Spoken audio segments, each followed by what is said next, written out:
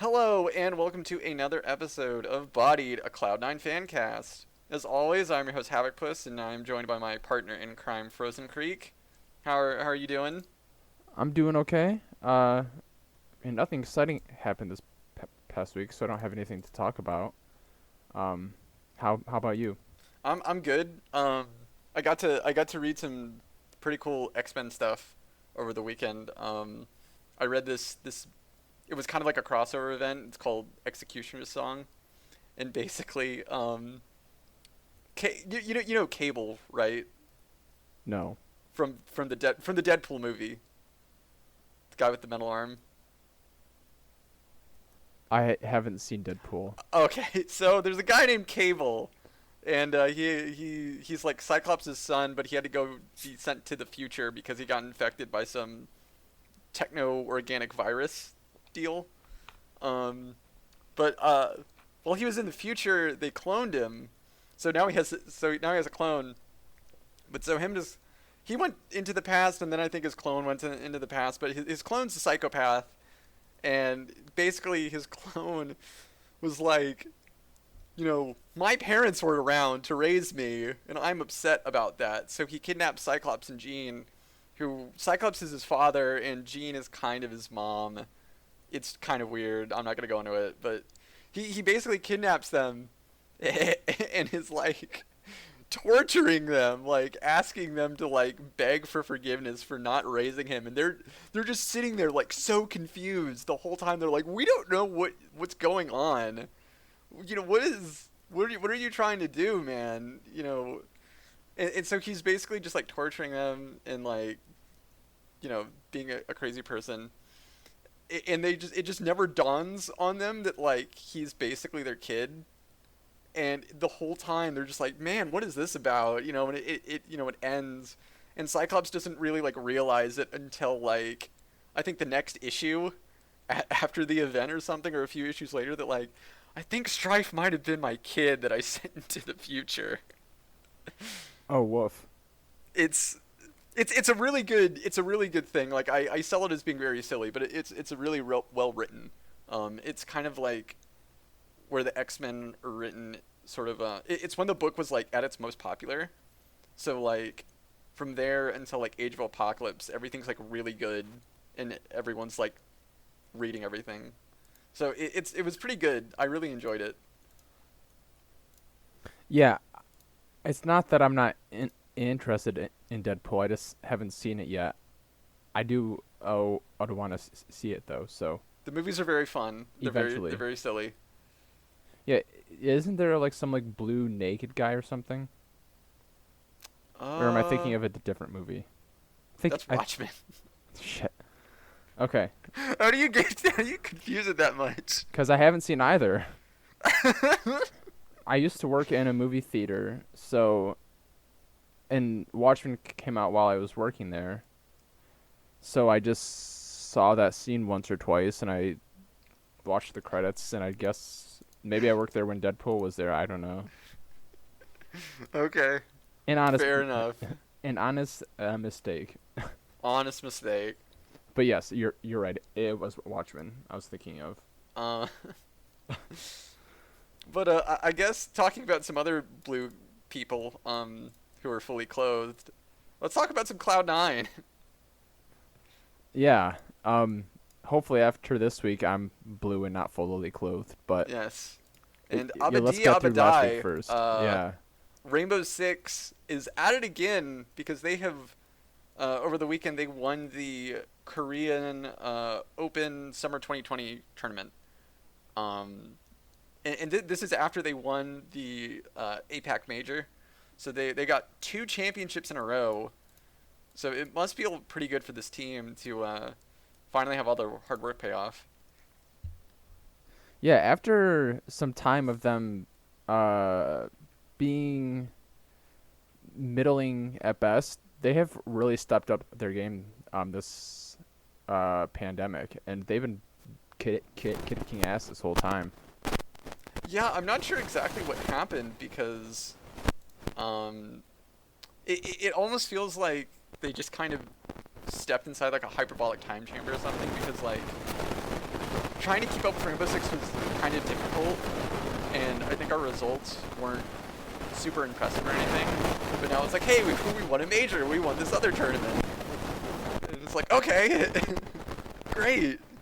Yeah, maybe it's because of our region and things just haven't been as widespread. Like the games haven't been between as a large amount of teams, but I kind of like it. I prefer it this way.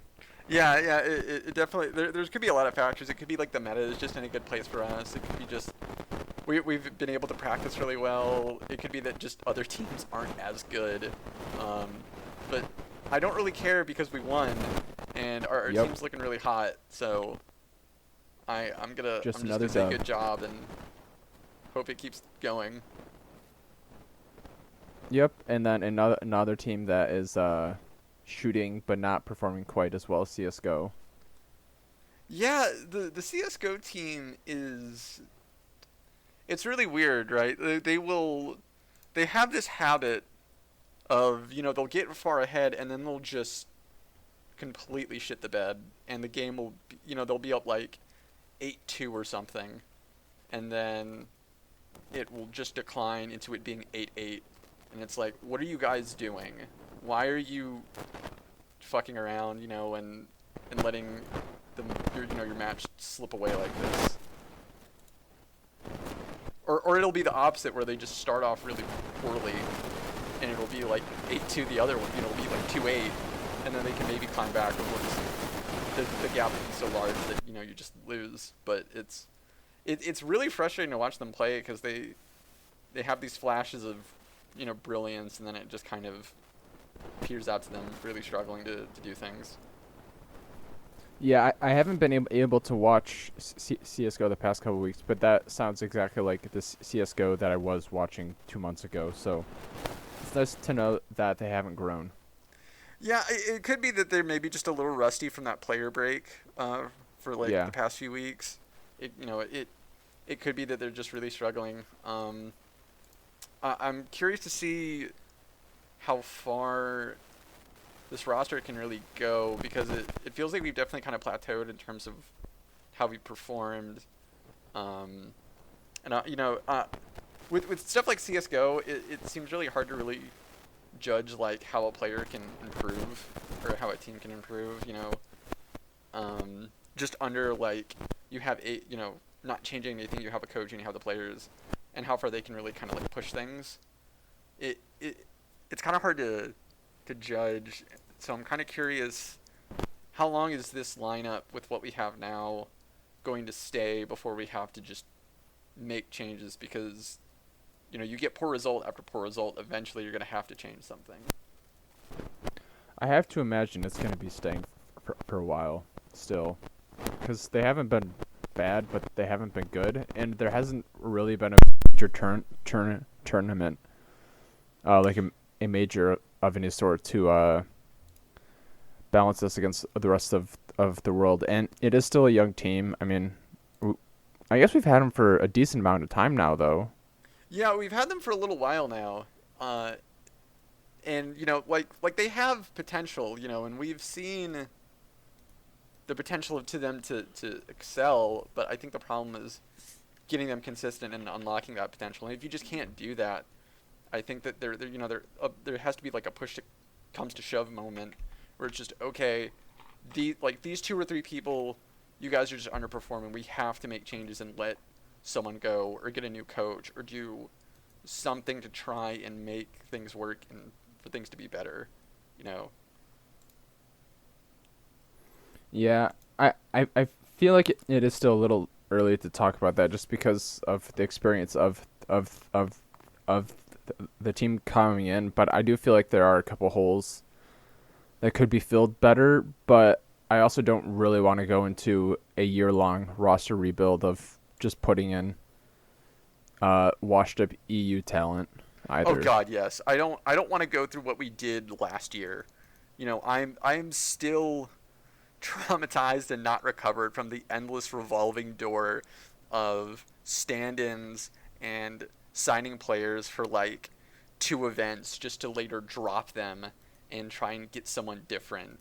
I don't want to experience that again because it's legitimately awful to just feel like there is no direction and no like management and you know uh sameness within the roster, you know.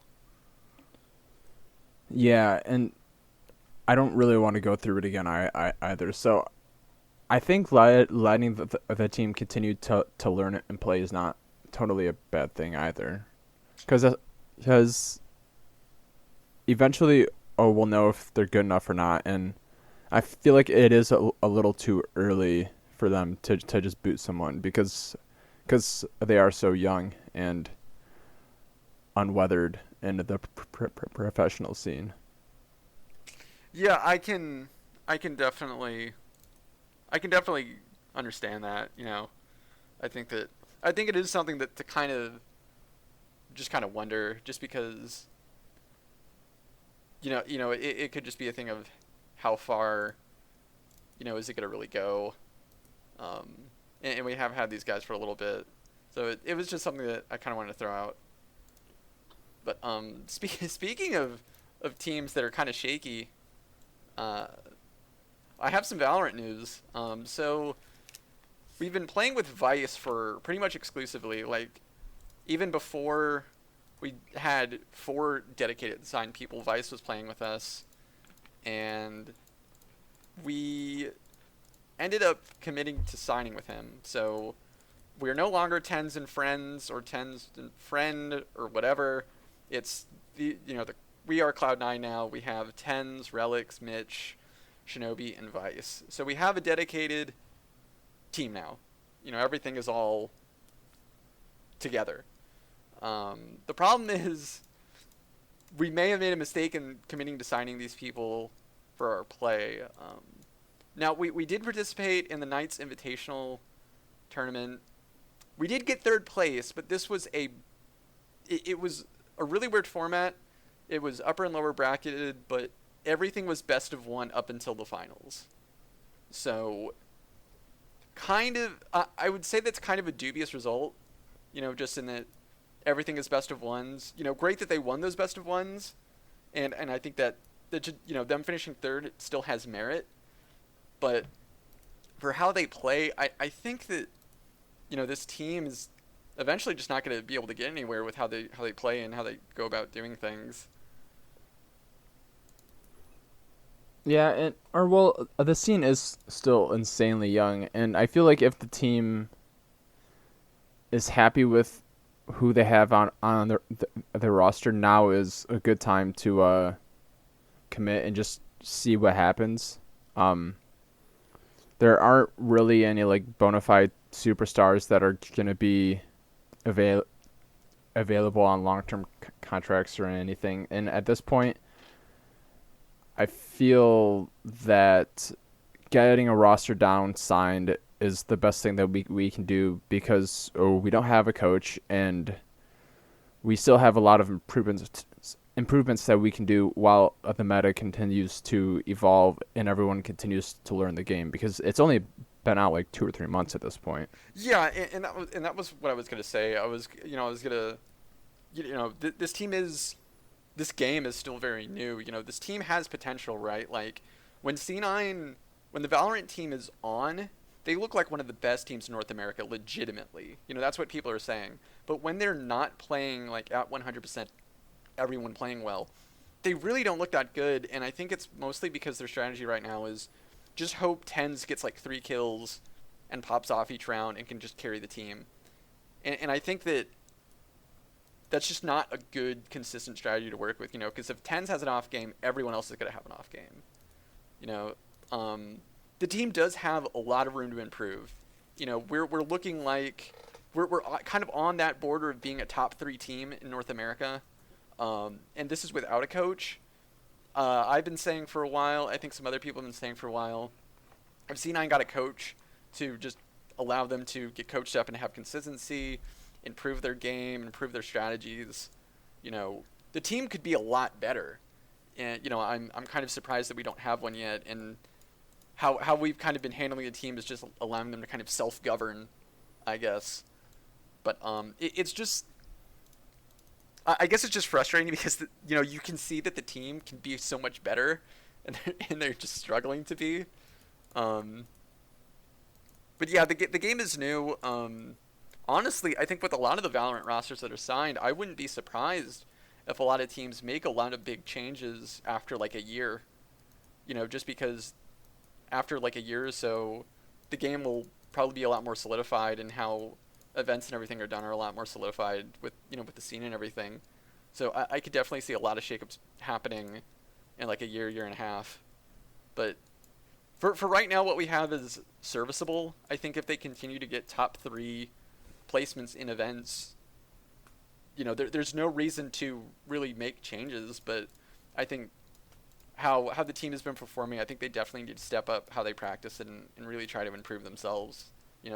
Just from an individual play perspective, because Tens is amazing, right? Like, I don't know if you watched the Knights event over the weekend, but Tens played amazingly. Like, he did some things that I've never seen another player in the game do before.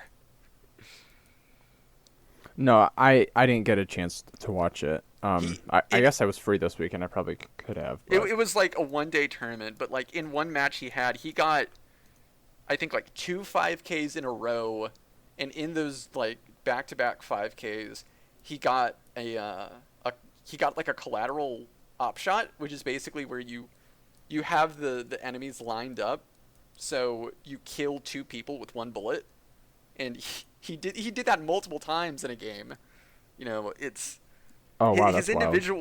individual skill is amazing, but I think that the team's biggest issue right now is that if that skill level isn't consistently high, if he's struggling, or if just everyone around him is struggling super hard, it makes this really difficult to win games.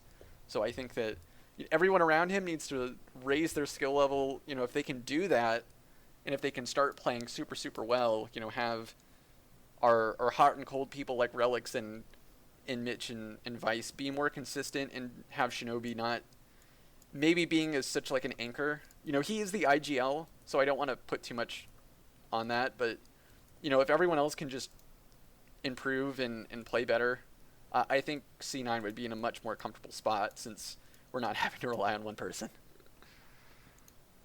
Yeah, of course, and hopefully the team is learning from Tens, because it is a great problem to having a guy that's so good that he wins matches on his own, and even if he's having a bad day, like you still have a chance because he's that good.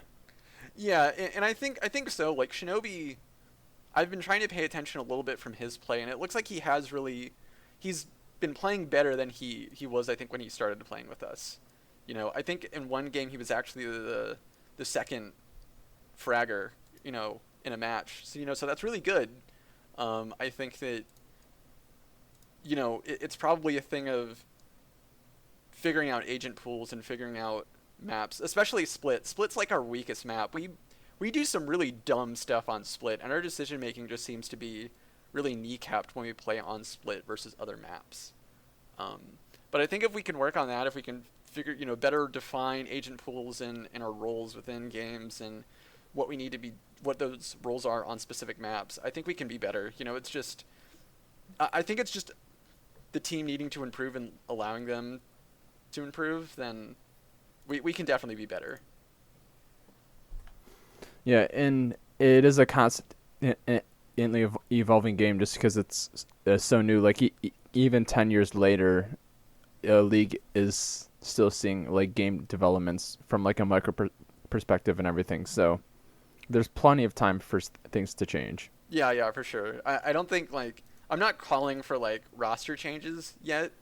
Some people are, which is kind of weird, especially since if you take out like the phase invitational where we underperformed, you look at where we place, it's all like top 3 finishes. It's like 3rd place, 2nd place, 1st place, 2nd place. All really good finishes. So like, if you just look results based, it's like, well, yeah, just keep this roster. What are you doing? Why would you not sign them? But I think that some people watching, I think actually in game, some people are saying that we need to already change the roster, but I think that's too soon. Did they ever say how long the contracts were for? No, I don't think so. Okay, well, I'm not sure how long the contracts are or where you could get that information. Um, yeah, there's probably nowhere to get it at this point, to be honest. yeah, and it's really weird Unless how they they say how it. they signed this team specifically because I saw some interviews where this roster that we have was actually not like the planned final roster. We had a completely different roster plan, and we had people readied up, but two of the people were like, "I don't want to play in Valorant. I want to stay in CS:GO." So it's like, well, okay, now our plan's kind of fucked. We have to like scramble to get, you know, more people. Yeah, you have to get like two or three people to like lock in now. So, you know, but I think that at least with what we've been doing right now, it's all right. I'm really interested to see in the coming months how we do. And I think next week, either this weekend or next weekend. Let me verify, but we are participating in the Pop Flash Invitational, which is like I think the last. Okay, yeah, it's this weekend, starting August 20th. It is the Pop Flash Invitational. It's part of the Ignition series, that Riot's doing to really jumpstart kind of the scene and get a lot of people into the esports side of Valorant already. So we're going to be participating in that. We got Envy, Genji, T1, Sentinels, TSM, Immortals. Pretty much a who's who of big names. So it should be a good event. I hope we do really well. I hope that we can practice up and we can do things. So yeah. Yes, I, I, I really do like when we do those things. Yeah. That's But always the best part. yeah. But let's move on to League of Legends because we had some playoffs happen. Yeah, should we start with all of the other games? Yeah, Oh, yeah.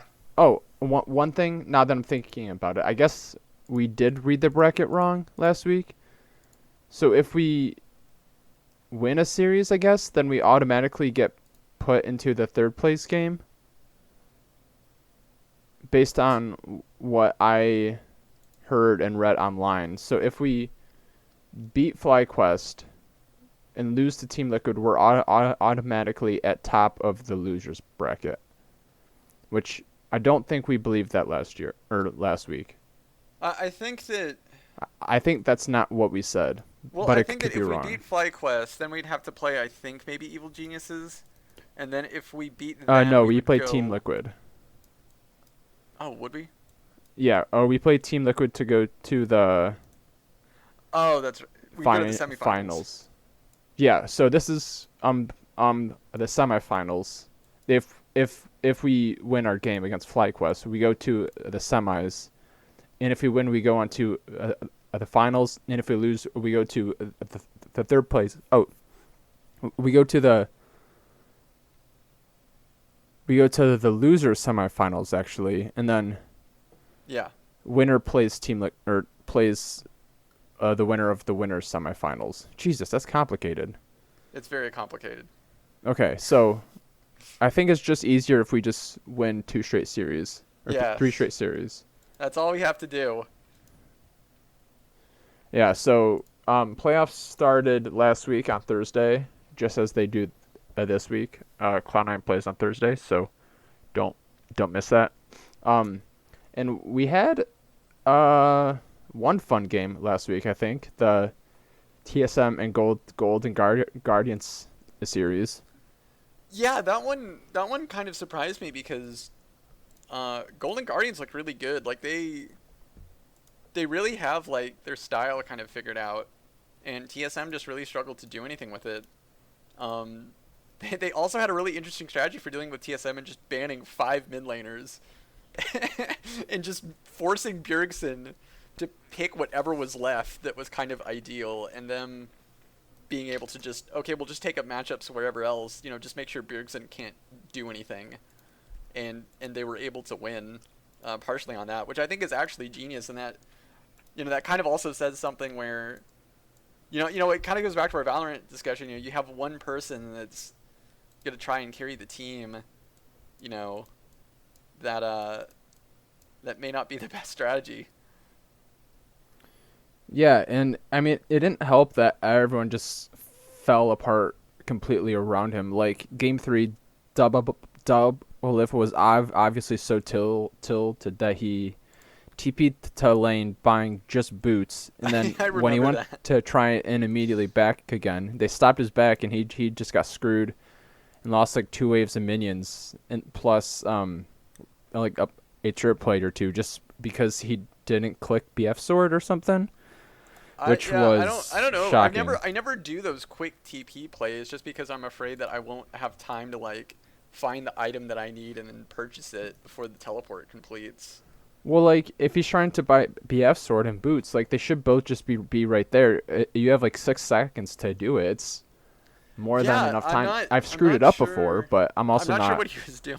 Yeah, I mean I've screwed it up before, but I also don't get paid millions a year to play League of Legends. I Yeah. am just some gold scrub.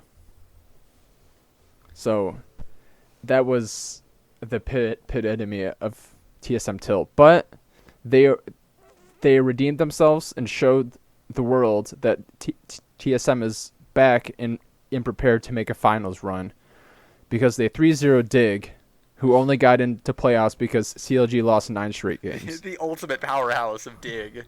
Yeah, so they're back.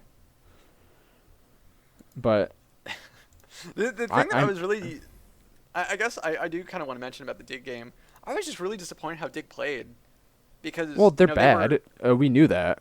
well in the second half of the summer they were at least like looking like they were improving. So I was at least expecting something scrappy out of them, but they really just didn't do anything for most of the match. And when they tried to do something, it was just so poorly coordinated that they botched whatever team fight that they themselves engaged, and they ended up just losing everything. I mean, they were in ninth place until the playoff of a week. How many weeks are there? Week 9 for a reason. So that they did improve, but they went from being one of the worst teams ever to just being bad. Yeah, So that's a good uh, point. I guess I did expect them to put up a better fight, but in hindsight, they are just a really bad team. Yeah, that's true. And Um, on the other side, FlyQuest did beat Evil Geniuses. If I remember right, it was pretty handily too. it was 3-2. It was actually kind of a close game. Like Fly was up, I Oh think yeah, by yeah. Fly They was came up two back zero, and then Evil Geniuses came back 2 games in a row, and shit the bed. and the last one I think was pretty close. Yeah, if I remember correctly, I think they should have won that last game, and then they just completely shit the bed. Yeah, I think I remember. It was a really close series though. Uh, I was kind of surprised at how close it was, especially after Fly was looking really good in the first 2 games. Them kind of throwing it a bit in the last, to tie it up 2-2 was really interesting. Yeah, and I actually didn't get a chance to watch half of it, so that kind of sucked. But yeah, it was a really good game. It was a lot of fun to watch. There was a lot What do going you on from both teams. what do you think about the Evil Geniuses 100 Thieves game? I didn't watch it, and I'm glad I saved 3 hours of time. Oh, I feel so bad for Poom because Poom tried. He tried so hard, Frozen, but he just kept dying. and Yeah, I and mean, he's in his like first like 6 weeks of LCS ever, and he just picked up the game like 2 years ago. yeah, like I, you can't blame him. Like you can't flame him, but I feel so bad. And I think mostly their losses were just I think their carriers were having really weak games. It's like Someday was trying his best, but I think Contracts was making some really weird decisions and just kind of jumping in and doing stuff that he shouldn't have, and that got him to kill himself. And then Cody Sun or Ryoma would make a bad play and they would die, and then it just kind of domino effects into into some horrible stuff happening. So it was really unfortunate. I think 100 Thieves, they have some good building blocks, right? Like contracts. He's a pretty serviceable jungler. He has some really good moments. Poom has a lot of raw potential, and you have Someday who, for a top laner, can just really carry things out. So, you know, I think if they maybe make some changes to mid lane and AD carry, maybe allow Poom to go back to academy and just kind of train up in a less harsh environment for a little while. He can eventually be like a pretty good support. But I think that Yeah. they have good building blocks. I think it's just a matter of making some changes to the roster and you know getting some more competent people in some areas to just kind of play, so you don't have to worry about them always like playing poorly. Yeah, and it was his first playoff series, and it definitely showed. I will say that they do have some good blocks to build with. Some days on contract for a while. Contracts is still young. He's younger than Poom. Poom has shown some glimpses of not being bad. So, although he is kind of old, he is super new to he's old for a rookie, but he is super new to the game, and he's shown outstanding growth to climb from 100 Thieves Next all the way up to LCS so quickly. I don't know if they'll go with him next split, because I feel like they should be in a win now attitude with Someday, but they aren't being managed like they're in a win now situation. So it's kind of bizarre. Yeah, yeah, it's definitely weird, but I think that at least considering how like 100 Thieves kind of started in summer and everything, I think for them to at least get into playoffs is I guess a good sort of consolation prize. So we'll have to see where they go for next year. But it'll definitely be interesting. It could be really fun. Yeah, I mean they did come in as the 7th seed. It's not like they had to do much to do that. It just seems like a team without an identity to win. It's like, Yeah, are you trying to win? Or are you trying to build for the future? And they just say yes. I can definitely see that. So, I don't know. Like, our Ryoma would be fine if he was playing in academy as opposed to in LCS. Like, if he came to learn his trade for a year to blossom in academy, and they brought in Demonte or Golden Glue to play with Cody Sung, Contracts or Meteos someday. Like, that's not a world's roster, but it's a potential Yeah, a roster to fight for third. So, I don't know. I do like what they're doing, like, as an institution. Like, the 100 Thieves next team is really, really good. oh yeah, So, and it's really cool to see all of them still playing and performing and trying to climb that clear ladder to LCS, because they give those players a shot at playing in academy and such. So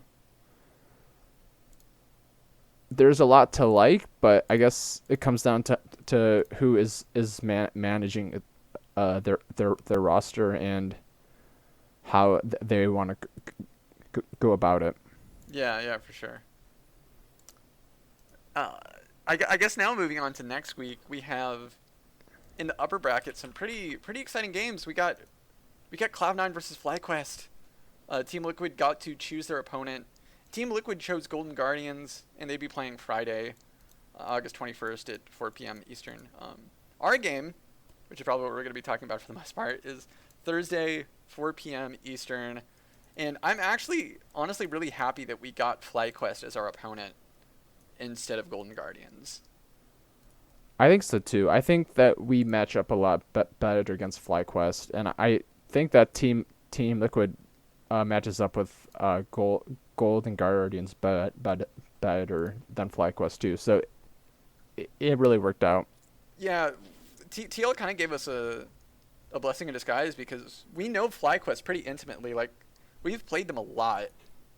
I think they're the only team we 2-0'd in summer. We've beaten them pretty much the whole year. I think we've dropped one game, and that was in the finals match. So we know the team pretty intimately. FlyQuest hasn't really changed their style, so we're not going in with any kind of wild cards or them making like substitutions or anything. The roster is pretty much locked in. Their style is locked in. So we pretty much know what we're getting into.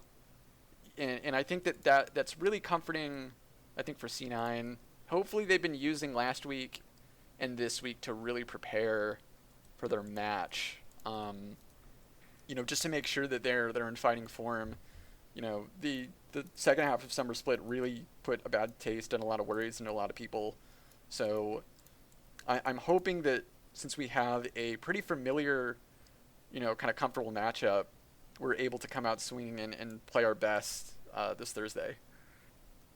Yeah, and right now, looking at the meta, I'm not sure it's our best meta. I'm looking at LPL playoffs champions. 100% pick and ban is Caitlyn, Nidalee, Set, Graves, and Renekton. We can play Set and Renekton, and Twisted Face at 93.3 pick and ban. So those are all champions that we play. And for Twisted Fate and Set, we play them decently. So I do like that part. I just feel like I don't know how to feel. Sorry. Do you want to? I can let you finish. Or I just don't feel like there's anything that FlyQuest does better than us. Like, they just kind of play a similar style, but they play it slower. Yeah, they're definitely a slower team. I was gonna say that I don't know how I feel about Nidalee, since that, like, I've watched her in NA games, and NA's junglers playing Nidalee really don't look that impactful. Like, No. I'm not sure how, like, Korea and the LPL have been playing Nidalee, but watching NA play Nidalee, it's just you're missing a lot of spears. She seems to be more of just a heal bot, and she's just there to, I have heals, I built the chalice. Here, I'll top you up a little bit, and then it goes back to missing a bunch of spears and just kind of jumping in when you can to get some quick burst damage on, and try not to kill yourself in the process. Yeah, and she's been played twice in LPL playoffs and won both times. So I guess she's valued at least. I do like that she is an early game champion. She can duel almost everyone early, and then she has a late game role that's not the best, but she also has an execute on her Q for Baron, but it doesn't have an auto attack reset anymore, I don't think, because you used to be able to auto smite Q super duper fast, and that was super impactful at one point in time, but I think they took that out like 2 years ago, because I spammed her for a while in like season 6 or something. Yeah, I think she does have some benefits. I think I remember one of the casters last week mentioned how Nidalee has one of the quickest clears in the game currently. Yeah, she can farm very which fast. Blabber could definitely benefit from, since he seems to really excel at being able to farm quickly, so he can get his camps out of the way so he can go gank. His Nidalee game against Dignitas did not put that confidence in me, though. Yeah, and Nidalee is sadly different from LPL, so that is part of the calculus that we have to use when drafting also. I think, speaking of drafting, I think our strategy should just be, don't let the enemy get Caitlyn or Morgana. I think definitely try to force the Caitlyn ban for the other team if you can, but I think you just either ban Morgana or pick it, because I think in the regular season for summer, we've gotten screwed up so much over just giving up the Morgana pick and then picking a team comp that is all about single target CC so we can just blow up one target. And the Black Shield just negates all of that. So it's like, well, what are you gonna do? You waste all your tools on this one person who got a quick Black Shield right before the engage happens. So now it's nothing. And then you're struggling to fight now because you don't have any of those tools anymore to disengage or get someone else. So I think that definitely avoid going into like a Caitlyn Morgana matchup. Maybe give Blabber stuff that he's comfortable playing and that he excels at. He looks really good on Graves. He's good on set. I think maybe avoid stuff like Volibear. Hecarim could be a surprise pick. I mean, despite that loss against TSM, he actually did look really good on Hecarim. Yeah, it is a decent champ right now too. Like, and it can be flexed top lane if need be. And Licorice is really good at Hecarim top lane. So it would be an interesting kink to put out there, especially in game one. Like, hey, we're gonna pick Hecarim. You better ban him. Yeah. Even though he's not exactly like meta OP kind of thing. But I do agree about the Morgana though. I feel like that is our kryptonite in a way. We can deal with Kate through Ashe Karma or Ashe Nami lanes, or Ashe Bard, but dealing with a Morgana just kind of cock blocks our entire play style. So I hope we don't see her in the hands of FlyQuest. But we also do need to be aware of Power of Evil's Kog'Maw. Yeah, I think that Power of Evil and Santorin are honestly probably going to be the bigger threats of FlyQuest, because they've been, especially so far, they've been a really good mid jungle duo, and they've definitely, I think, been the strengths for FlyQuest. I think that we're not really too much worried about bot lane. Turtle's good. Ignar, I think, is really hit or miss. He has his off days, and solo can definitely carry, but I think that you can definitely keep solo from having like a super pop off game. But I think that for we definitely have to look out for Santorin and PoE trying to get comfort picks and get picks that they can really take over a game with. Yeah, and I do think it's tough because Power of Evil's champion pool is random and vast. So he could pull out anything in any game, to be honest.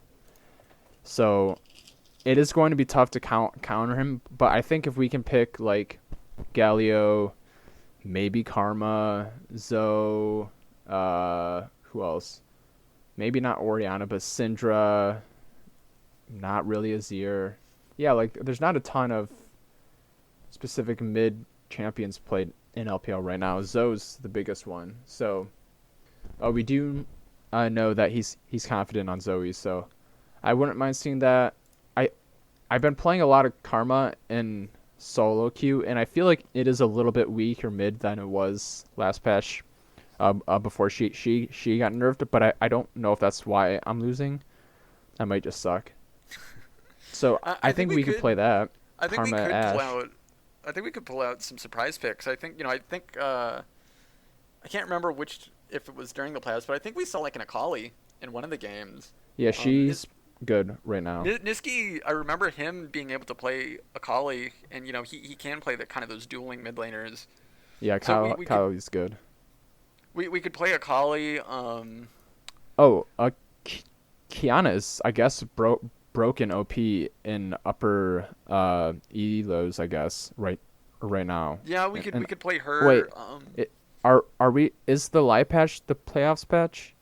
No, I think it's 10.16. Okay, so Kiana is probably not broken OP then. Right. We could also probably. I heard that Ilya is actually good in LAN. I'm not sure how much stock pros have put into Ilya. I haven't really seen her. We only saw her played once. Um, but if we wanted to really be surprising, we could pick her. Just in that Yeah. people don't know really what her kit does. So it's like, I'm going to play Ilya. They're not going to know how to handle her because no one knows how she plays. And we could just win through the team being ignorant, I guess. Yeah, it doesn't really seem like a blabber pick, so I would be surprised if we saw it go jungle, but I could be wrong. I would like to see her because she seems to be impactful, and she runs super fast. So those are two things that Blabber likes. So I wouldn't mind seeing it at some point in time. Yeah, yeah. She's definitely an interesting pick because she kind of looks like she has a kit that's kind of like like half support, half dueling jungle. You know, she's kind of weird. But it would be interesting to see her, just to kind of see how kind of pros do when they get their hands on her. But this game should be really interesting. I want to say we have the advantage since we've been able to match up against FlyQuest pretty well, but like I said, that the regular season performance did kind of make me a bit weary on how we're going to play.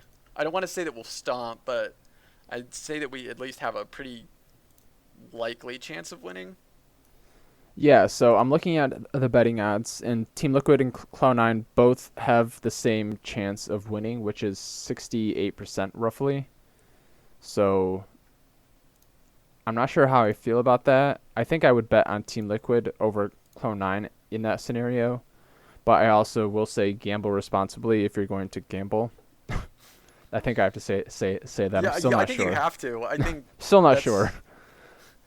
You just have to. You don't want to have someone listening to this be like, I'm gonna develop a gambling problem. I'm gonna bet all my money in my house on Cloud9 to win. Yeah, I wouldn't do that, and I do not gamble. I just like to see what the odds are of us winning. So I use that. I use it for that purpose. Another thing, do you think this is a big brain move by Team Liquid, or do you think that they picked Golden Guardians specifically because they match up better? Because the loser of the Team Liquid Golden Guardians game plays the loser plays TSM. That's a good question. Is that a big brain move, or is that? I think it might kind of be a big brain move because Team Liquid is saying, okay, look, confidently we can beat Golden Guardians. We're the superior team. We can beat Golden Guardians. So they beat Golden Guardians, send them down in the loser bracket. Golden Guardians swept TSM 3-0. They've made them look like a bunch of droopy-eyed, armless children. They can totally beat TSM again and just completely deny TSM from having to contest them. And that's one big player that Team Liquid no longer has to deal with. So I think that's kind of a big brain move. Yeah, I don't think it's an intentional big brain move, but if it happens and TSM gets knocked out, I think they have to claim it and say that they did that on purpose for the memes. Yeah, I definitely think that that's sort of how it is. Also, I think that probably I think they're really not concerned if they have to play Cloud9 or FlyQuest or not. I'd imagine that Team Liquid feels confident about matching up into either of us, so they probably figure, that matchup is whatever. We don't really matter. But they're probably, I would imagine they're scared of TSM, and they definitely. I don't think anyone really wants to play against TSM because they have this weird thing where they can underperform like all season long, but in playoffs they just allow Bjergsen and Double Lift to just do stupid shit and get away with playing like really well or something. It's really frustrating. Yeah, and they get away with it all the time. They can't keep getting away with it. Well, to be fair, the last the last 2 years they have not made Worlds, so they normally do get away with it. But if they're not playing us, then I like their odds of being knocked out. But the good news is that we wouldn't have to play TSM till next week. Yeah, that's the good news. At worst. So How the bracket's set up right now, Team Liquid, Cloud9 play the Thursday Friday games. We play Thursday, Team Liquid plays Friday. The loser of our game plays Evil Geniuses on Saturday. And the loser of the Golden Guardians Team Liquid game plays TSM on Sunday. All games at 4 p.m. Eastern Standard Time. And then the winners will play next weekend. So that'll be an interesting little setup. It looks like... Oh, wow. Okay, so if you play in the losers final... Yes, I think that's what it would be called. The losers final, you would play in 2 weeks on September 5th, and the winner of that game has to play on Sunday in the winners final. Or in the grand final, I guess is what it would be called. Yeah. So that is a quick turn around. So there is a huge incentive to win on Thursday and to win next Sunday, I think it would be. Based on the bracket, it would be Sunday if we were to win on Tuesday. So long break, but a needed break. But I also do kind of like our Cloud9 when they're up against a wall too. So even if we did lose to Team Liquid or to FlyQuest, I think Cloud9 is better when their backs are against the wall. But I would like this to just be easy. Yeah, I'm definitely one that likes it to be easy because I don't have to worry about it. Yeah, and I feel that with the way this is right now, that the winner of the LCS playoffs is a little bit less like glorified than in the spring because there's so many teams and there's a knockout, and it's a double losers, whatever it's called. You can lose twice. Double once. elimination. Yeah. So so hypothetically, Dig could just run the whole thing from 8th place, which would be impressive from there. But TSM could lose and then beat everybody else, and still win the split, as opposed to being knocked out like they should have been. Yeah, I think there's definitely pros and cons, for there being, double elimination brackets. I really don't go one way or another. I kind of like both.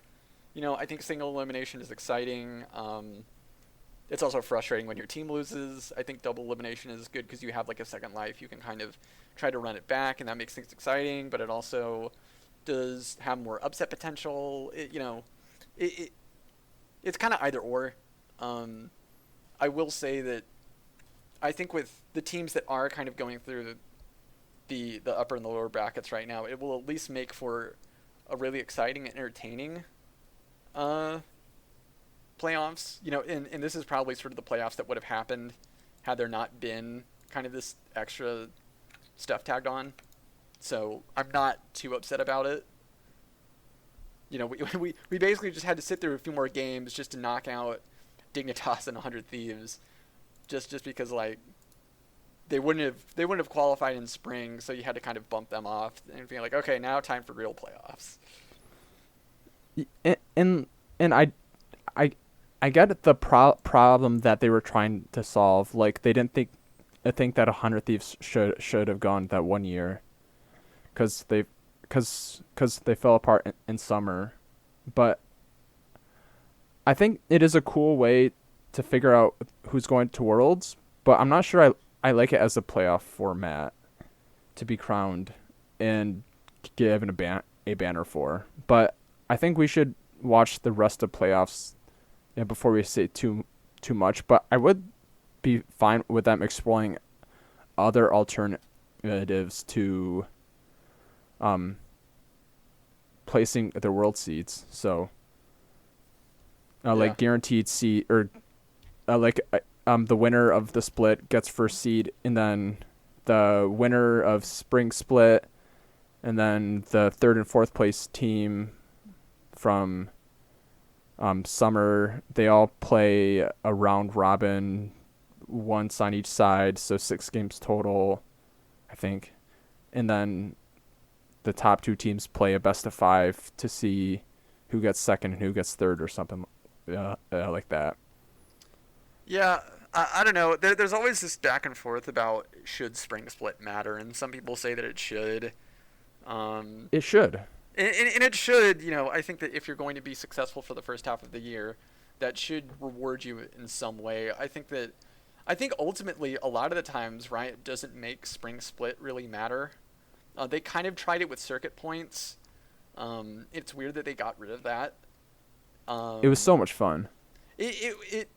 I think I would really like it to where your endeavors throughout the whole year ultimately culminate to this is why you are or aren't going to Worlds. I think that having, something full stop and saying, well, if it was like this year where Spring Split builds up to MSI and you make MSI a much bigger event, that can kind of make sense, and you're just basically having 2 mini seasons in 1 year. But we didn't have MSI this year, so it kind of feels like, at least for being a Cloud9 fan, it does kind of feel like we're being cheated out.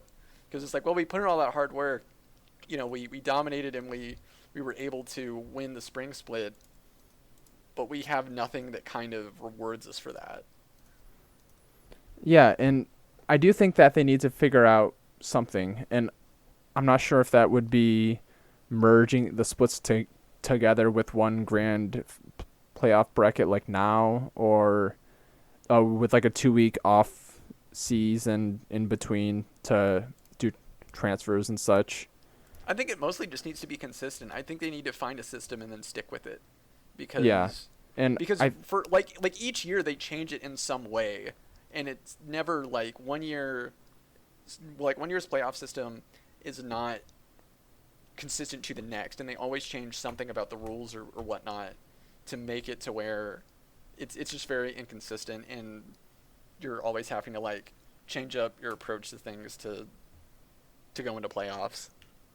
Yeah, I do agree, and I do think that spring needs to mean something, because players are being paid, it's being aired, sponsors are paying for all this, and it doesn't, in the grand scheme of things, it doesn't really mean much.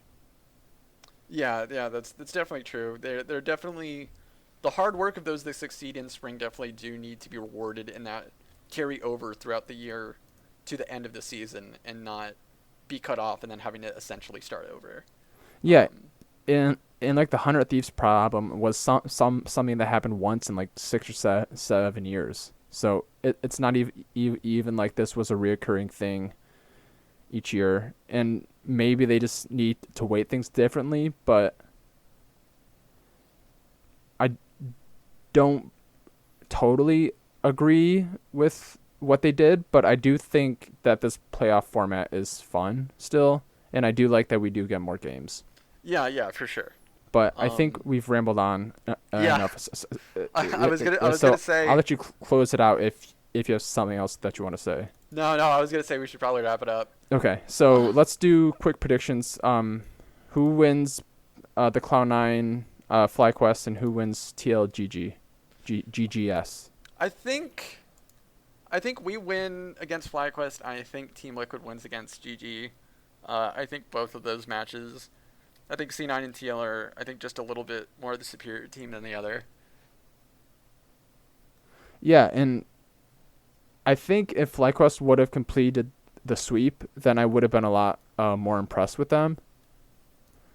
But the way that they won wasn't very convincing to me, and I have to believe that Reaper got out the belt, and that they've been working hard these past couple weeks. So I'm thinking we're going to see Team Liquid Cloud9 in the winners final, I believe is what it would be called, next Sunday. So assuming those two teams win, who wins the Evil Geniuses FlyQuest rematch? Ooh. On Saturday. I'm really conflicted on that because I think that FlyQuest probably wins. But like Evil Geniuses is strong and they've showed strong play, but there's something about Huni that whenever he gets into playoffs, he just doesn't look as strong of a top laner than he does in the regular season. It's really odd, and I've noticed that every time he goes into playoffs, his form just drops like considerably from regular season Huni, and I think that that could definitely cause some problems for Evil Geniuses. Yeah, and I will say that it is tough to beat a team twice, and the last best of five was close, and Evil Geniuses really had a chance to win that match. So I think if FlyQuest and Evil Geniuses go back at it, I think EG is gonna win. Yeah, yeah, I think that EG does. They have experience playing against FlyQuest in the bracket, so they can kind of look back on that game and see more just like, well, how do we, how do we fix these? How do we play it so we can match them better? So they do kind of are able to have somewhat of an edge. All right, so Evil Geni or sorry, TSM versus Golden Guardians. Who do you got in that game? I'm kind of thinking Golden Guardians. I think that how Golden Guardians looked against TSM, they looked really good.